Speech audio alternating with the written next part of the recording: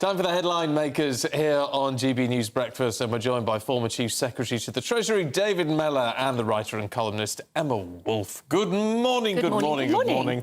Let's start with something cheery, David. In the Telegraph this morning, tax cuts.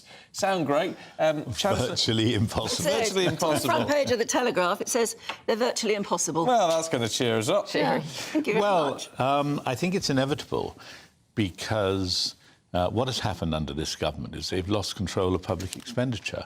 And the problem also is that if you are not, if you're borrowing money because you're not actually paying for what you're spending, you're lumbering future generations with the cost of it all, well, then you get a situation where the government has to borrow to balance the books. And because the money that they're talking about is so huge, there's still a suggestion that he's 10 billion better off than he thought he was going to be. But yes, you see, borrowing so far this financial year, 69.6 billion, is 11.4 billion less than predicted by the Office for Budget Responsibility. But I think that's because a lot of these people play with figures, but they don't actually necessarily get the fundamentals. But can there be expectation management into a headline like this? Because presumably there's got to have to be a promise of a tax cut before the next election.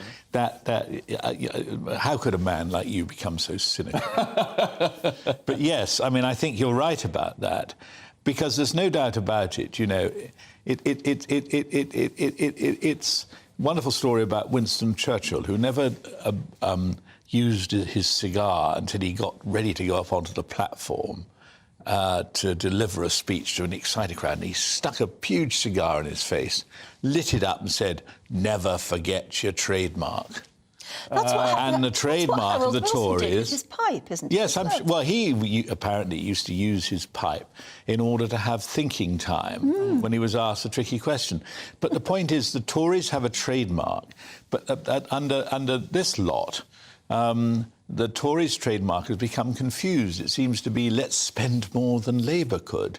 And I think that if the Tories don't have a few rabbits to pull out of a hat that appear to be proper Tory rabbits, not spurious rabbits which they've suddenly dragged in, poor things, from some cage somewhere in order to give themselves a chance, the traditional Tory tune that the public, they can sing and the public can hum is tax cuts. Yeah. Well, talking of all things political, David,